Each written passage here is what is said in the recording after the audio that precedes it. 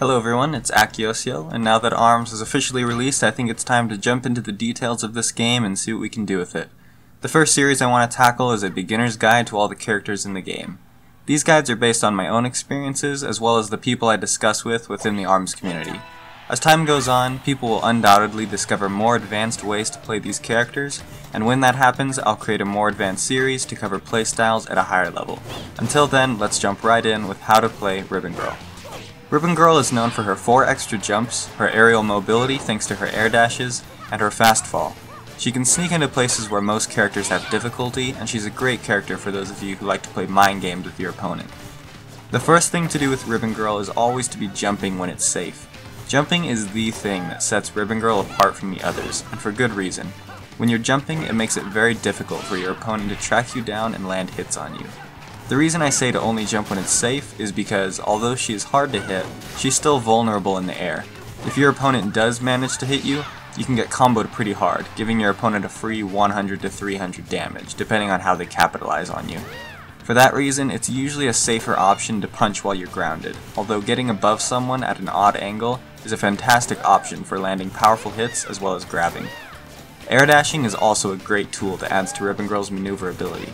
It also leads into fast fall, which is our next topic. Fast falling gives Ribbon Girl an instant charge on her arms, although it doesn't last long if you don't hold it for a bit. Fast falling is paramount to Ribbon Girl's strategy because with Ribbon Girl, you always need to be landing charged hits. She just simply doesn't have the power to effectively KO someone with normal hits. Jumping, air dashing to the safer side of your opponent, and fast falling is a very simple combination of moves that you should get used to because you're going to be doing it over and over again if you want to safely keep your arms permanently charged. The other great thing about fast falling is that you can choose not to do it. This may sound confusing, but when you take into account that your opponent is watching you fast fall over and over again, they're bound to find a way to read your movement and catch you in it. So by simply deciding not to fast fall, and instead jumping or air dashing again, you're adding a good element of mix-up to your game. Remember, Ribbon Girl is all about predicting your opponent and punishing them for their mistakes, so if you know how they're going to act, you've already won. One thing to keep in mind is to make sure you aren't being greedy with your grabs. As I've mentioned before, Ribbon Girl is highly punishable for her mistakes, so a missed grab could mean death for you, or at the very least getting grabbed yourself. Also, make sure not to overextend yourself, for the same reason of being punished if you miss. Having both arms out at a time is good if you're trying to corral your opponent into a specific area and you know you can't be punished for it, but other than that, it leaves you stuck in one position and can get you seriously hurt. So when you're punching, always make sure you have an escape route out of a possible counterattack. This is usually accomplished by quickly jumping or dashing after throwing a hit, to make sure your opponent can't pin you down. Ribbon Girl is strong against the heavy characters, as well as slower characters like Spring Man. For heavies, the popper is your most useful tool, or anything similar to it. This is because a charged shot from the popper will knock them down and throw off their strategy of blocking and counterattacking. It also leaves them vulnerable to grabs, which are a strength of Ribbon Girl's. One thing you'll usually want on hand as Ribbon Girl is an arm with multiple projectiles, such as the revolver or tri-bolt. This is because it covers more space and makes up for the lack of zoning tools that Ribbon Girl has. Ribbon Girl is weak to fast characters like Kid Cobra and Ninjara, as well as a unique matchup against Twintel.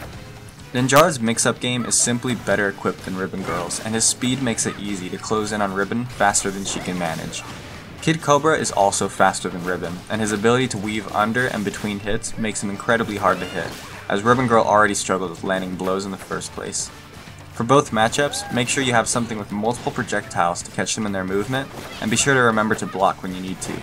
It's also more difficult to hit them with curved gloves, such as boomerangs or slap-amanders, so you may want to consider bringing a forward-hitting glove with you as well. Twintel is a bother to Ribbon Girl because she interferes with Ribbon's ability to pop in quick hits and poke in damage. Her time slow can seriously mess with some Ribbon strategies, so the best you can do is bait out hits from Twintel, then dodge to the side or into the air and attack her while she's vulnerable. Twintel is also weak to grabs, so be ready to throw her when the time is right. Last but not least, I want to talk about an important concept in ARMS, but also an important one for Ribbon Girl specifically. In the game of Go, there's a concept called Sente. In chess, it's similar to tempo. This is the idea that at any point during the game, one of the players is more in control of the pace than the other. If you've ever felt like you're being grabbed over and over, or that you just can't land a hit, all while being under incredible pressure, your opponent probably has tempo over you.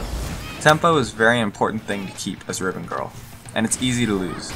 Getting knocked down as Ribbon Girl can throw off your rhythm and give the other player the chance to fight back, so it's important to always keep the pressure on with Ribbon Girl. Basically, you want to try and keep your opponent on tilt as often as you can. It's not just about trading hits and building up damage, it's about keeping a kind of authority over your opponent. Keep that in mind, and that should help improve your game if you were having trouble before.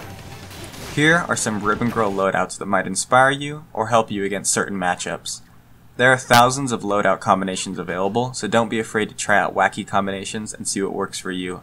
One great tool to use is the arms test, which can be found in versus mode. Arms test gives you 3 random arms to try out, and there's no penalty for losing, so it's a great way to earn coins and get ideas for loadouts. Well, that's all for this video, so if I helped you in any way, be sure to like and comment below, and if you haven't already, subscribe for more arms tutorials. Thanks for watching.